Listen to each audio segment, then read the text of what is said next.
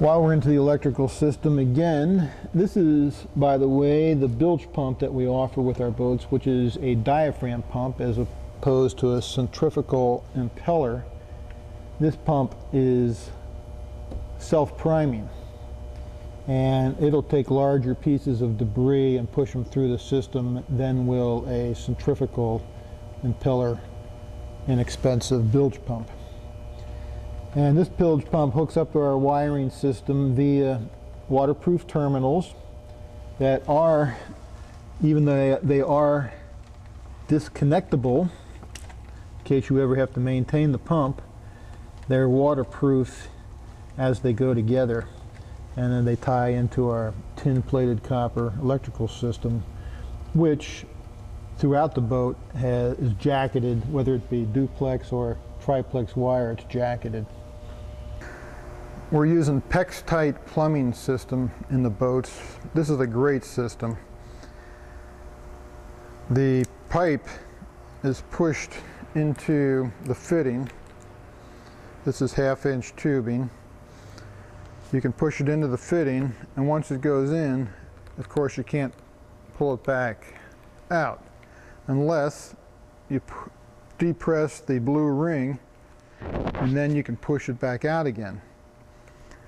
But as we build it, we put a preventer ring inside there so that it can't accidentally be pulled out.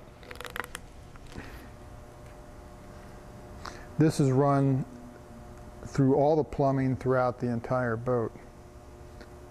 And we believe it'll not only last forever, but in the event that you ever have to service one of the appliances, you can easily remove it.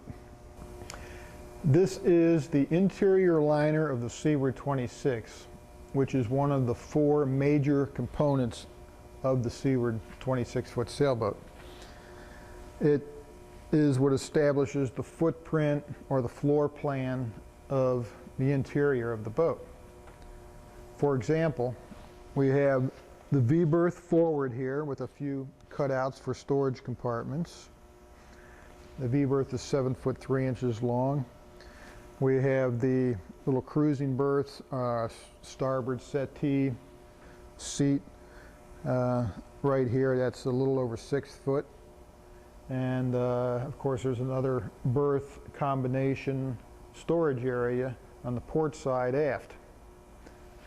This is the countertop with a molded in sink, deep sink by the way. The engine bed is molded right into the liner so that even if you don't get an inboard diesel with your boat, we can put it in at any time for the current pricing of an inboard diesel. In this particular liner we have a marine head partially installed, and we have our little shower cabinet partially installed inside the boat as well.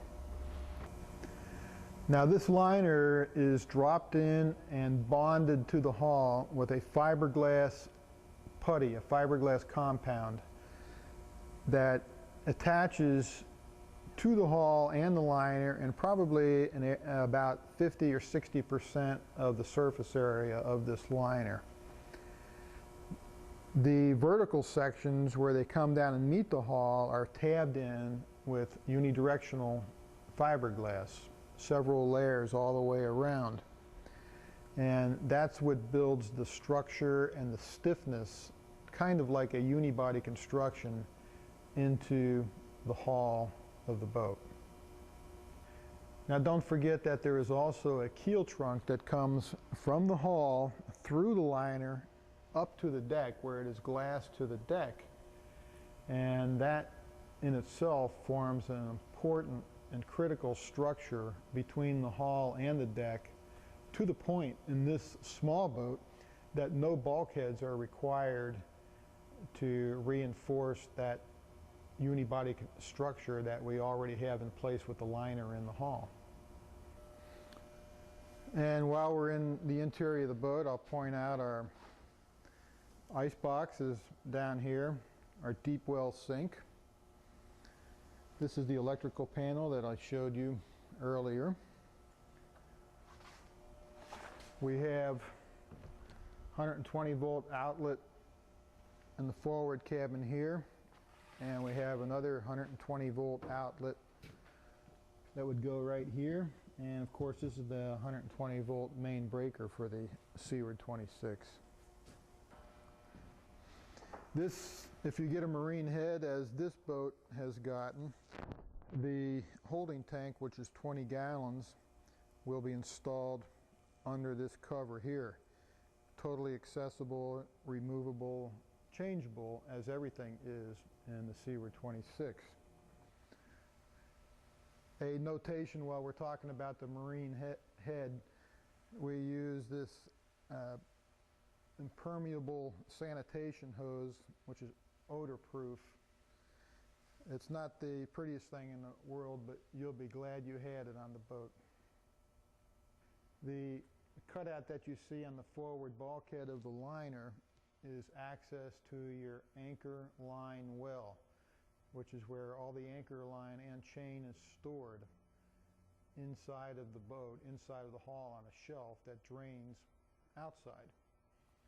The anchor, like on big boats, is also stored outside on the bowsprit of the boat. Here we are back at a freshly laminated and released out of the mold 26 hull with its upside down J shear. And I wanted to point out a few things that we do to the hull after it comes out of the mold. First of all, our through-hull fittings that are above the waterline are installed, and they are all stainless steel. Reason being is stainless steel is pretty and it lasts forever, shiny for a long, long time.